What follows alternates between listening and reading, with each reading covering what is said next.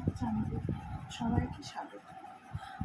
আগামীকাল আমি যে 5 নম্বরের প্রশ্নগুলো পড়িয়েছিলাম, সেই 5 নম্বরের কোশ্চেনের সাথে সাথে 2 মার্কসেরও কোশ্চেন ছিল। তো সেই 2 মার্কসের কোশ্চেনগুলোকে আজকে আমরা সলভ করব। তো চলো পরপর একটা একটা করে কোশ্চেন দেখে নিই। তো ফার্স্টে আছে কোঠারি কমিশন ও জাতীয় শিক্ষানীতি 1986, 2 নম্বরের সংক্ষিপ্ত প্রশ্ন উত্তর। কি বলেছে? কোঠারি কমিশন কবে গঠিত হয় এবং এর সভাপতি কে ছিলেন? তো উত্তর হলো কোঠারি কমিশন 1964 সালে গঠিত হয়। এর সভাপতি ছিলেন ডক্টর দৌলত সিং কোঠারি। এই কমিশনের সরকারি নাম ছিল এডুকেশন কমিশন, 1964 থেকে 66।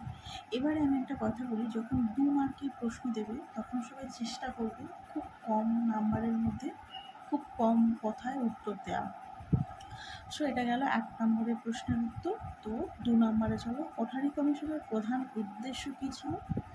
কোঠারি কমিশনের প্রধান উদ্দেশ্য ছিল ভারতের শিক্ষা ব্যবস্থা সমগ্র পর্যালোচনা করে একটি উন্নত, আধুনিক ও জাতীয় শিক্ষা ব্যবস্থার রূপরেখা তৈরি করা। শিক্ষার মাধ্যমে জাতীয় উন্নয়ন, সামাজিক ও জাতীয় সংহতি এবং সমান শিক্ষা সুযোগ নিশ্চিত করাও এর অন্যতম উদ্দেশ্য ছিল। এটা হলো 2 নম্বরের প্রশ্নের অ্যান্সার। 3 নম্বরটা কি বলেছে? কোঠারি কমিশন 10+2+3 শিক্ষা কাঠামো বলতে কি বোঝায়? 10+2+3 শিক্ষা কাঠামো বলতে বোঝায় 10 বছর সাধারণ বিদ্যালয়ের শিক্ষা, 2 বছর উচ্চ মাধ্যমিক শিক্ষা, 3 বছর স্নাতক স্তরের শিক্ষা। এই কাঠামোর মাধ্যমে সারা দেশের শিক্ষা ব্যবস্থা একটা অভিন্ন কাঠামো প্রতিষ্ঠার চেষ্টা করা হয়। ঠিক এমন প্রশ্ন যদি তোমাদের ভালো লেগে থাকে তাহলে সবাই সাবস্ক্রাইব করে লার্নিং অফ গ্লোবাল হাব চ্যানেলের সাথে যুক্ত থেকো। এরপরে যখন এডুকেশন সাবজেক্ট রিলেটেড কোনো পিওআইকিউ সলভ করবো বা কোনো টপিক পড়াবো তখন সবার আগে নোটিফিকেশান তোমাদের কাছে যাবে। তো চলো 4 নম্বরে, কমন স্কুল সিস্টেম কী? কমন স্কুল সিস্টেম বা সাধারণ বিদ্যালয় ব্যবস্থা হলো এমন একটি শিক্ষা ব্যবস্থা যেখানে জাতি, ধর্ম, বর্ণ, লিঙ্গ ও আর্থিক অবস্থার পার্থক্য না করে সকল শিশুকে সমান মানের শিক্ষা দেওয়ার সুযোগ থাকবে। কমন স্কুলটা তোমরা আমি একটু বলে দিই এখানটায়, যে মানে ধরে নাও যারা হচ্ছে প্রতিবন্ধী, মানে তাদের সবাইকে এক স্কুলেই শিক্ষা দেওয়া হবে। ওই প্রতিবন্ধীদের জন্য যে আলাদা স্কুল, বা যারা হচ্ছে মানে পড়াশোনায় মানে একেবারে বোবা বা তাদের জন্য আলাদা স্কুল এমন নয়, সবার জন্য সমান স্কুল হতে হবে। মানে স্কুলটা একটাই থাকবে কিন্তু সব বাচ্চারা যাতে স্কুলে পড়তে পারে সেজন্য বলেছে জাতি, ধর্ম, বর্ণ, লিঙ্গ, আর্থিক অবস্থার পার্থক্য না করে সকল শিশুকে সমান মানের শিক্ষা দেয়। মানে একটা ক্লাসে যদি 10 জন স্টুডেন্ট থাকে সেই 10 জন স্টুডেন্টকেই সমান মানের শিক্ষা দিতে হবে। কিন্তু সেখানে দেখা যাবে হয়তো কেউ প্রতিবন্ধী আছে, কেউ স্পেশাল চাইল্ড আছে, কেউ গিফটেড চাইল্ড আছে, তো সবাইকে সমানভাবে শিক্ষা দিতে হবে। ইভেন নর্মাল চাইল্ড সবাইকে সমানভাবে শিক্ষা দিতে হবে। তো 5 দাগের প্রশ্নটা কি হচ্ছে? 3 ল্যাঙ্গুয়েজ ফর্মুলা। 3 ল্যাঙ্গুয়েজ ফর্মুলা বা ত্রিভাষা সূত্র হলো এমন একটি ভাষানীতি যেখানে শিক্ষার্থীদের সাধারণত 3টে ভাষার দ্বারা শিক্ষা দেওয়া হয়। এক হলো মাতৃভাষা বা আঞ্চলিক ভাষা, 2 হলো হিন্দি, 3 হলো ইংরেজি অথবা অন্য কোনো আধুনিক ভারতীয় ভাষা শেখার সুযোগ দেওয়ার কথা বলা হয়। তো মাতৃভাষা বলতে এখানে একটু বুঝে নিই যে আমরা যে যার এলাকার যে যেমন এলাকার মানুষ সেই এলাকায় আমরা যে ভাষায় কথা বলি, মানে ছোটো থেকে যে ভাষায় কথা বলি সেটাই আমাদের মাতৃভাষা হয়। তো এবার তোমার আঞ্চলিক ভাষা বা তোমার মাতৃভাষা এটা 1 নম্বর, আর 2 হচ্ছে হিন্দি, আর 3 হচ্ছে ইংরেজি বা অথবা অন্য কোনো আধুনিক ভারতীয় ভাষা শেখার সুযোগ দেওয়ার কথা বলা হয়। তো এগুলো হচ্ছে 3 ল্যাঙ্গুয়েজ ফর্মুলা। এর উদ্দেশ্য ছিল ভাষাগত সমন্বয় ও জাতীয় সংহতি বৃদ্ধি করা। কোঠারি কমিশন শিক্ষাক্ষেত্রে কত শতাংশ ব্যয়ের সুপারিশ করেছিল? কোঠারি কমিশন জাতীয় আয়ের 6% শিক্ষাক্ষেত্রে ব্যয় করার সুপারিশ করেছিল। তো এরকম প্রশ্ন তোমাদের পরীক্ষার হলে আসে, এগুলো একটু মাথায় রাখবে, কারণ খুব ছোটো ছোটোভাবে আমি এই প্রশ্নগুলোকে মানে করে দিয়েছি যাতে তোমাদের পড়তে সুবিধা হয়, যাতে না বোরিং লাগে।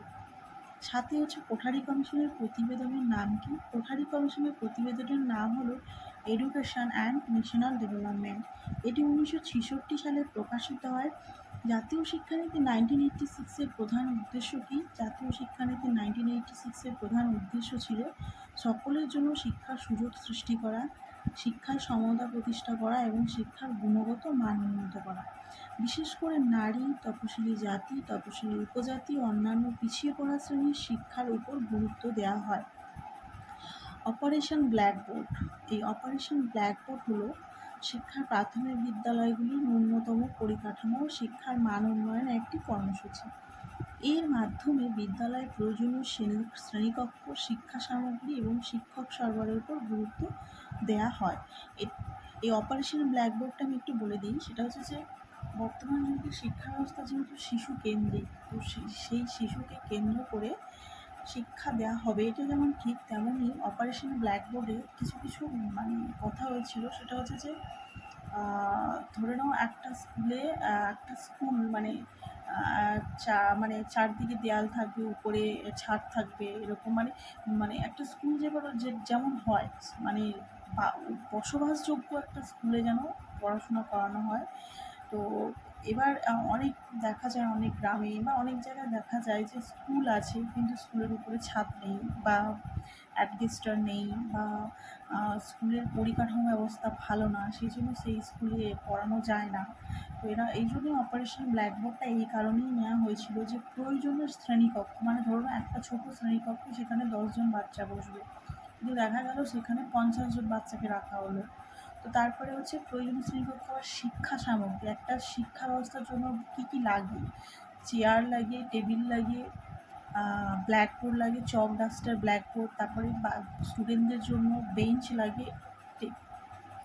বেঞ্চ লাগে। এবার সেগুলো ছাড়াও মানে দেখা যাচ্ছে সেই শিক্ষা সামগ্রী, বইপত্র যা যা লাগে সেগুলো নেই। তো সেক্ষেত্রে সেই স্কুলে কি শিক্ষা দেওয়া সম্ভব? একদমই নয়। সেজন্যই অপারেশন ব্ল্যাকবোর্ডটাই গঠন করা হয়েছিল।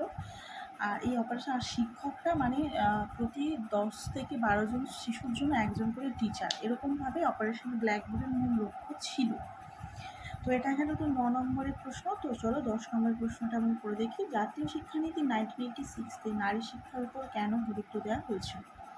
নারী শিক্ষাকে নারীর ক্ষমতায়ন, সামাজিক ও অর্থনৈতিক উন্নয়ন ও লিঙ্গ বৈষম্য দূর করার গুরুত্বপূর্ণ মাধ্যম হিসেবে বিবেচনা করা হয়েছিল। তাই নারী শিক্ষার প্রসার ও শিক্ষার নারীর সমান সুযোগের উপর বিশেষ গুরুত্ব দেওয়া হয়। প্রারম্ভিক শিক্ষার ক্ষেত্রে জাতীয় শিক্ষানীতি 1986-এর উদ্দেশ্য কী ছিল?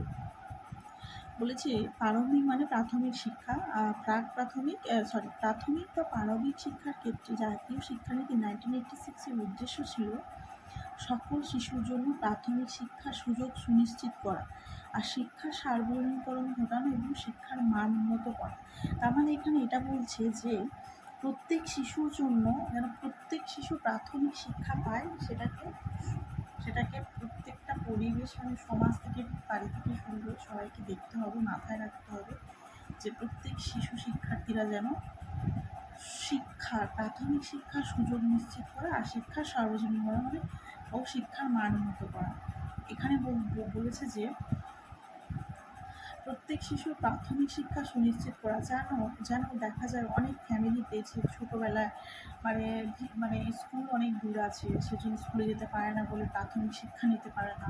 তারপর অনেক ফ্যামিলিতে বাবা মায়ের অত আর্থিক মানে আর্থিক উন্নতি নেই, সেই জন্য ছেলে মেয়েকে স্কুলে পাঠায় না। অনেকে বই কিনে দিতে পারে না, সেই জন্য ছেলে মেয়েকে স্কুলে পাঠায় না। তো এই প্রাথমিক শিক্ষার ক্ষেত্রে জাতীয় শিক্ষানীতি এটাই ছিল যে প্রত্যেক শিশু শিক্ষার্থীকে প্রাথমিক শিক্ষার সুযোগ সুনিশ্চিত করা, ঠিক আছে, আর শিক্ষার সর্বজনীকরণ এবং শিক্ষার মান উন্নত করা। জাতীয় শিক্ষানীতি 1986 মূলভিত্তিক শিক্ষার গুরুত্ব কী ছিল? জাতীয় শিক্ষানীতি 1986-এ মূলভিত্তিক শিক্ষার মাধ্যমে শিক্ষার্থীদের মধ্যে নৈতিকতা, সামাজিক দায়িত্ববোধ, ধর্মনিরপেক্ষতা, গণতান্ত্রিক মূল্যবোধ, জাতীয় সংহতি ও মানবিক মূল্যবোধ গড়ে তোলার উপর গুরুত্ব দেওয়া হয়। জাতীয় শিক্ষানীতি 1986 কবে সংশোধিত হয়? জাতীয় শিক্ষানীতি 1992 সালে সংশোধিত হয়। এর সঙ্গে সম্পর্কিত কর্মপরিকল্পনাকে পুনর্গঠনও করা হয়। তো এটা মনে হচ্ছে আমাদের সবার লাস্ট প্রশ্ন। তো আমি আর একটা কথা বলে দিই যে শিক্ষার উন্নয়নে জাতীয় শিক্ষানীতি 1986-এর ভূমিকা। জাতীয় শিক্ষানীতি 1986 শিক্ষক শিক্ষার মান উন্নয়ন, শিক্ষক প্রশিক্ষণের সম্প্রসারণ এবং শিক্ষকদের পেশাগত দক্ষতা বৃদ্ধির উপর গুরুত্ব দেয়। শিক্ষক প্রশিক্ষণের জন্য ডায়েট বা district institute of education and training প্রতিষ্ঠার উদ্যোগ নেওয়া হয়। এর ফলে শিক্ষক শিক্ষাকে আরও সুসংগঠিত ও কার্যকর করার চেষ্টা করা হয়। তাহলে এখানে আমাদের সবার লাস্ট প্রশ্ন কী ছিল? শিক্ষক শিক্ষার উন্নয়নে জাতীয় শিক্ষানীতি 1986-এর ভূমিকা। এখানে ডায়েট বা district institute of education and training প্রতিষ্ঠার উপর উদ্যোগ নেওয়া হয়, যাতে শিক্ষক প্রশিক্ষণ সম্প্রসারণ ও শিক্ষকদের পেশাগত দক্ষতা বৃদ্ধির উপর গুরুত্ব দেওয়া হয়। তো সবশেষে আমি একটা কথা বলবো যে মানে গতকালের যে মানে 5 মার্কসের সাজেশান দিয়েছি সেটাকে আমি রেডি করে দিয়েছি প্রশ্ন অ্যান্সার সমেত। আজকে 2 মার্কসের সাজেশান প্রশ্ন অ্যান্সার সমেত রেডি করে দিয়েছি। তো সবাই সাবস্ক্রাইব করে লার্ন আমার গ্লোবাল হাব চ্যানেলের সাথে থেকো, পাশে থেকো, এবং তোমরা যারা এডুকেশন সাবজেক্ট নিয়ে পড়ছো, যদি তোমাদের আমার পড়ানো ভালো লেগে থাকে তাহলে সাবস্ক্রাইব করে পাশে থেকো।